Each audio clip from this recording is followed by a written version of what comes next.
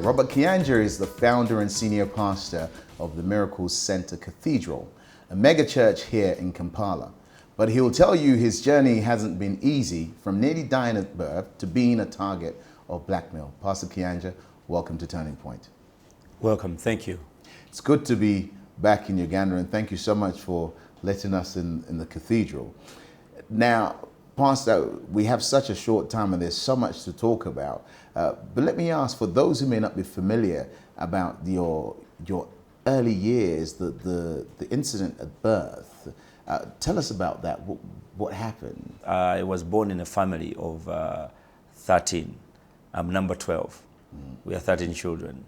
And so I was born with a stutter, because the way my mom had conceived me, there was a problem. And when it came to deliver me, I had to be moved from hospital to hospital because she became unconscious as she was delivering me. Kind of passed away, passed. And then they had to move her from one hospital to the other to go where the theater was. That is 1962. So, and facilities were not as modern as today. And so from that moment on, but when they took me to the other hospital, as my dad had to make a decision, who should live, his wife or the son, he doesn't know. And so the decision was made that my mom would get a C-section, but my head, before she had became unconscious, my head had been pushed out. Wow. But the rest of the body was still stuck in her body. And so they had to make a decision, and the decision was that they have to cut off my head, then open my mom, pull the rest of the body through her tummy. And so the decision was already made, and as they rolled her to the theater, she revived and she was able to push me out. Oh my goodness. And so my coming in this world had drama, and so it has been much of the life. Well, I guess, like you say, your coming had drama, so there's the drama that's followed after. It's just following suit, but that's unthinkable. Yeah. Wow. But anyhow, let me skip forward. Something I really want to touch with you, because the last time I came, we spoke a little, but we couldn't speak so much. Africa has been through so much, wars and all that. The subject of forgiveness is something that I think it's a big subject for us. And for you, it's something that you've had to deal with personally, with some of the attacks that you've had in the last few years that you've thankfully come through. Can you honestly say, with the slander, with the things that were said about you and the church, etc., can you honestly say that you've forgiven some of these people? Forgiveness is a lifetime exercise. I call it exercise. And when someone does this to you, you forgive them quickly, it is known, for me, it is not an automatic event. It's a process you have to go through. It is an understanding you must take in. With what I went through, it was not only me going through it, it's my children went through it, my wife, the church, the generation, the organization you had, the people who trust you, the people who know you, friends, enemies as well. So if you said, I forgive, it's like, no, you cannot just forgive. We need to understand. We need to know the story. What is the truth? What is the lie? What is that? And that process is long, especially when you are involved in a court case. Yes. So it is protracted. It draws the whole world into it. The whole international media is into it. Yes. Your children walking on the street, they'll find it. The teasing of your kids at school, they get it. They bring it back home. So even when you want, that's why forgiveness is a stream that breaks out into many other iotas and many veins. So if you stop this one, then the other one starts again.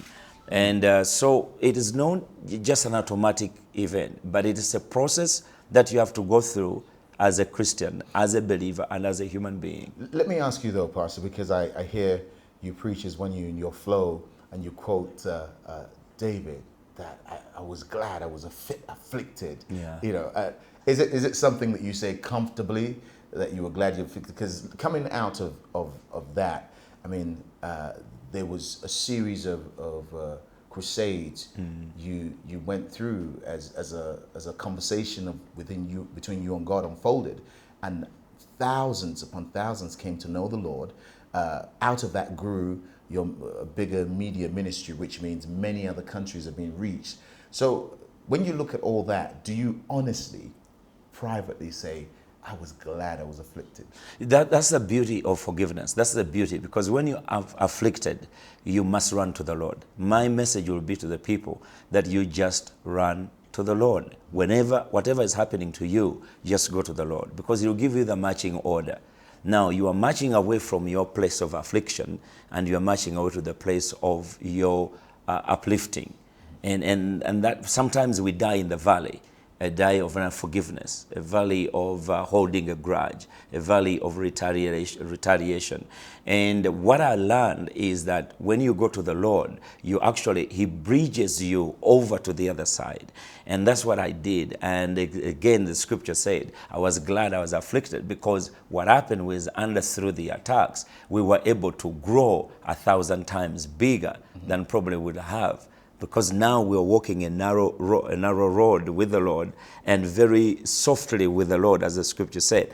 And as we moved forward, we began to see tremendous explosion, to the extent that even last year we're still growing. We started up an organization called AfriAid, which for the first time in Africa, an African country, delivering relief aid to another African country in South Sudan. And it was like in 1 month raised $2.1 million to donate it as food to the hungry in South Sudan who are under the war. It has have come as a residue, or as one of the things that you go through as you are jumping away from the position of affliction to the position of uplifting. Now, our time is run out, but I really want to hear from you, Pastor, what the future holds, because of course everyone has their idea of what's going to happen with Africa, what's going to happen with Uganda, etc., etc.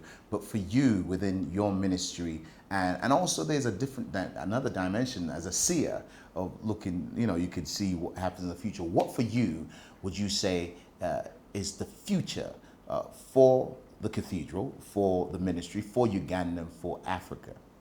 Currently now we are embarking on 50 crusades across Uganda. We need a revival. The future of Uganda lies within revival. The future of Uganda lies in God. Without God, we have no hope. And again, we have to walk that road of democracy and understanding, and be able to stop the tide of tyranny that has plagued Africa for quite a long time. And through God, as our motto says, for God and our country, we see hope coming to this region more than ever before. We have to feed our neighbors. Right now, 5.6 million Sudanese are on the brink of starvation. 5.6 million Sudanese are on the brink of starvation. The war has not abated. The conflict has not stopped. We still have terrorism in Somalia. Our troops are there. We have problems in the Congo, DRC. Situations keep on erupting in Burundi. But we look in the glass of faith and Jesus Christ, and we see hope that no matter what has happened, the future is in our hands with God. Pastor Kayanja, thank you so much for joining us on Turning Point. You're welcome.